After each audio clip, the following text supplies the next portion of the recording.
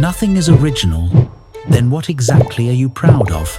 That question sounds insulting because it attacks something personal, your ideas, your creativity, your identity.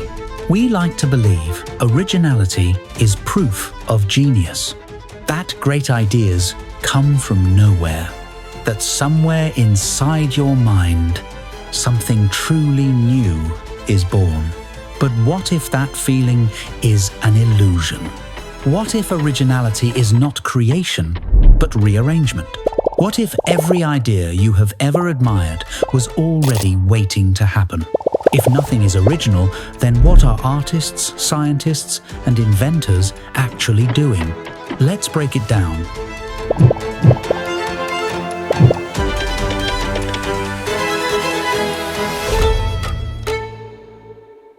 Here is the uncomfortable starting point. Nothing appears out of thin air. In physics, this is basic. Energy is conserved, matter is conserved. You never get something from nothing, only transformations. Ideas work the same way. As we discussed in our previous video, Mathematics of Creativity, the brain does not invent ideas. It recombines patterns it already has. Every thought you generate is built from memory. Words you heard, images you saw, structures you learned, even mistakes you absorbed without noticing. Creativity feels magical because the brain hides the process. But mathematically, it is combination. If you have n concepts in memory, the number of possible pairings grows roughly as n squared. Add context, emotion, timing, and constraints, and suddenly it feels infinite. But infinite combinations do not mean new ingredients. They mean new arrangements. Nothing is original in material, only in configuration.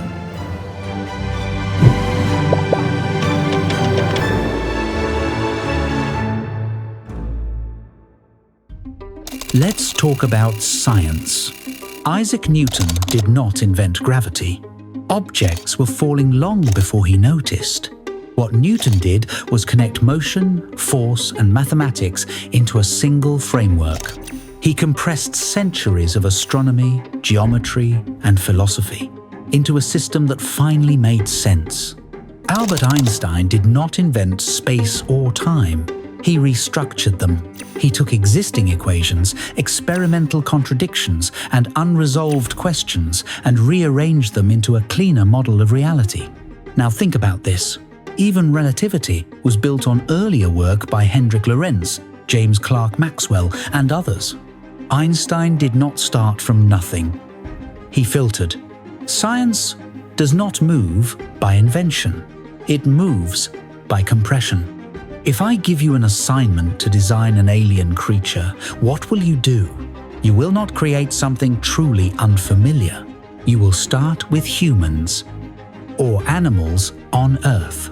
You will stretch limbs, distort proportions, add scales, eyes, or symmetry. You will remix what you already know and call it original, because the mind cannot imagine what it has never seen, heard, or felt. Imagination is modification.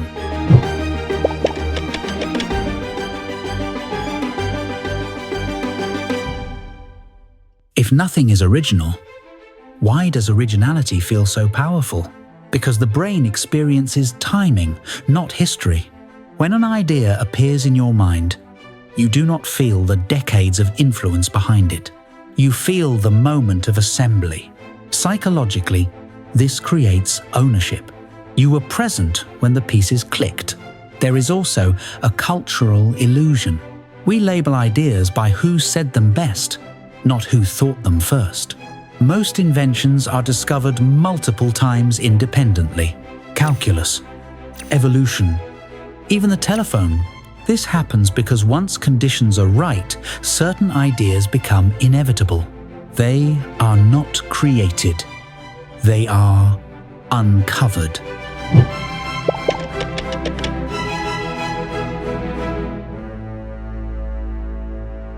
So if nothing is original, does creativity lose value? No. It gains clarity. Creativity is not about producing something that never existed. It is about selecting, combining, and expressing ideas in a way that fits a moment. What matters is judgment. What to keep, what to discard, what to connect. Two people can have the same inputs and produce completely different outcomes. Not because one is more original, but because they prioritize differently. This is where responsibility returns. If nothing is original, then ego is optional, but effort is not.